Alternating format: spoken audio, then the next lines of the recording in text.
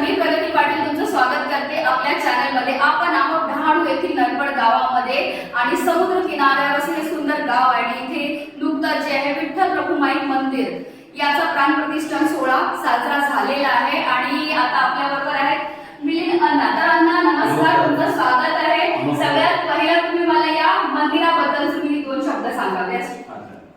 अच्छा, विठ्ठल रखुमाई मंदिराचं प्रतिष्ठापना झालेली आहे आणि फार पूर्वीपासून आमच्या नरपडकरांना विठ्ठल रखुमाई मंदिर इकडे व्हावं ही इच्छा होती।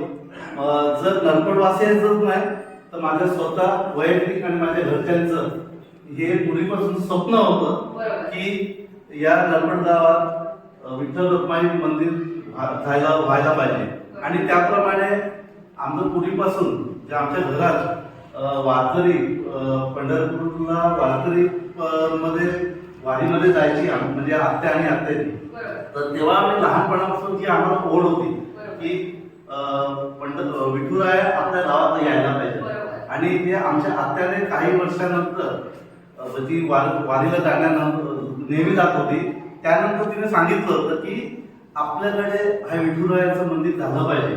आणि ते लहानपणापासून आमच्या मनात होतं आणि ते शेवटी आम्ही मोठ्या झाल्यावर हे आज न उद्या आपण करू ही आमची दृढ इच्छा होती आणि ती आज आम्ही आनंदाने माऊलीने आमची इच्छा पूर्ण केली आणि सर्व ग्रामस्थांनी आणि सर्व परिवाराने खूप साथ दिली।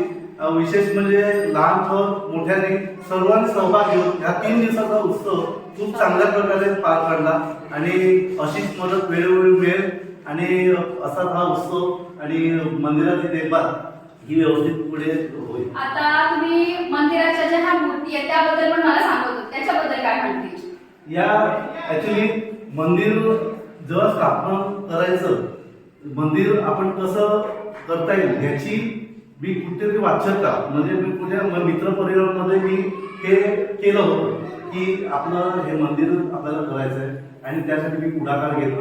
ही जागा जी आहे आपल्या राऊत कुटुंबियांची होती आणि राऊत कुटुंबियांनी ह्या मंदिरासाठी जे शेजारी जे मंदिर आहे हे हनुमानचं मंदिर आहे आणि आमच्या आजोबांच्या ते जन्माच्या वेळी ते बांधलं गेलेलं आमच्या कुटुंबियांनी राऊत कुटुंबियांनी।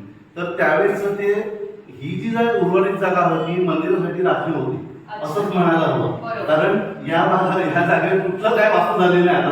म्हणजे पंढरपूरला जाणं शक्य नसेल त्यांनी आपल्या नरपड येथे येऊन विठू माऊलीचं दर्शन घेऊ शकतात। बरोबर। तर आता मी जेव्हा बोललो नव्हतं हे आपल्या डोनर आता याचे या वास्तूसाठी या मंदिरासाठी एक डोनर आपल्याला गावातच मिळाले, नारायण वामनराव म्हणून। तर ते मुंबई दर्शनला होतं। आज ते वयाने जर वयस्कर आहे, ते प्रत्यक्ष आले नाही तिथे, परंतु त्याने आम्हाला बोलवून घेतलं की मी ही वास्तू तुम्हाला देत होतो। तर त्यांनी ही वास्तू तयार केली, त्याच्यात थोडंसं काय काम करून होतं, त्याने सर्व ग्रामस्थ मिळून ते काम पूर्ण केलं। आणि त्यानंतर म्हणजे मंदिराबाबत जर गोष्ट केली, या मूर्त्या मगाशी प्रश्न केला या मूर्त्याबद्दल काय सांगा, तर या मूर्त्या ज्या आहेत त्यांच्या मनाप्रमाणे त्यांनी सांगितलं का नाही, पहिल्या 4 मूर्त्या देऊ, विठ्ठल रखुमाई, गणपती आणि 2 आमचे कुलदैवत या नरपड गावामध्ये एकविराई आणि महालक्ष्मी हे कुलदैवत आहे। आणि हे कुलदैवतांचं पण इकडे असावं वास्तव आहे आपल्या नरपडमध्ये असावं, म्हणजे जेणेकरून जे वयोवृद्ध माणूस आहेत जे आहे ते सर्वच ते मंदिरापर्यंत पोहोचू शकत नाही, आणि त्यासाठी त्यांनी सुचवलं। तर आम्ही ग्रामस्थांनी ते आम्ही मान्य केलं आणि त्याप्रमाणे या मूर्त्या इथे एवढ्या मोठ्या प्रमाणात तिथे स्थापन करता आल्या। आणि आमचं भाग्य आहे की या सर्व मूर्त्यांची पूजा आणि इथे आपल्या गावात आल्याबद्दल आम्हाला खरोखर मी यांचं जे डोनर आहेत त्यांचे पण आम्ही आभार मानतो। हा उत्सव तर पण पूर्ण म्हणजे 2 दिवस जो सोहळा झाला ह्याच्यामध्ये लहानांपासून मोठ्यांपासून अगदी ज्येष्ठांनी पण मोठ्या सहभागी झाले ह्या कार्यक्रमामध्ये। आणि एक गाव एक उत्सव जो संकल्पना असते ती आपल्या नरपड गावामध्ये पाहायला मिळते। बरोबर आहे की नाही दादा? अजून दादा काय सांगतील मंदिराबद्दल तुम्ही? मंदिराबद्दल म्हणजे आता हे विठ्ठल रखुमाई मंदिर हे आसपास जवळपास कुठेही नाही आहे. बरोबर. तर ह्याची संकल्पना खूपच चांगली आहे, कारण मुलींना आम्ही अण्णा म्हणतो आणि नारायण पाटील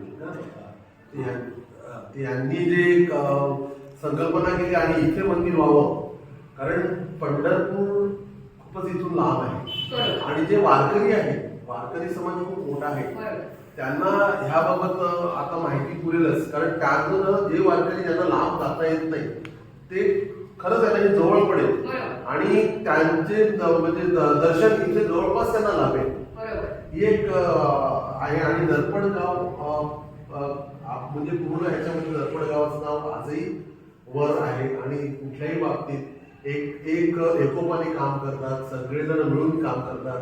कालच तुम्ही पाहिलं असेल ढोल ताशामध्ये मिरवणूक निघाली, मिरवणूक सुंदर म्हणजे, आणि त्याला वेळही नव्हता. 2 ते 3 4 दिवसांमध्ये हा कार्यक्रम आयोजित करून तो संपन्न केला. त्यासोबत महाभंडारा केला, ते 3 वेळ म्हणजे कालच्या वेळ 2 वेळ आणि आज 1 वेळ. साधारण किती लोकांनी सहभाग घेतला असेल ह्या सोहळ्यामध्ये? कमीत कमी कालही पाहिला तर 1000च्या वरती होते, आजही तेवढेच होते आणि त्यांनी तेवढा महाप्रसादाचा आस्वाद सुद्धा तेवढाच घेतला आणि सुंदर असे मंदिर सर्वांचं त्याच्यामध्ये आधार आहे. आणि एक दुसरं एक लावून गेलं हे जे मंदिर बांधताना जे काही गोष्टी कमी जास्त ठरवायच्या तर वेळोवेळी सर्व जमत नाही, त्यावेळेस आमचे म्हणजे भावांचा बोल आहे उत्पल पाटील बंटी म्हणजे भावेशराव, म्हणजे बरेचसे मित्र आहेत, म्हणजे विपुल राऊत आहे, कल्पेश पाटील आहे, चंदन राऊत आहे, या लोकांनी खूप मदत केली.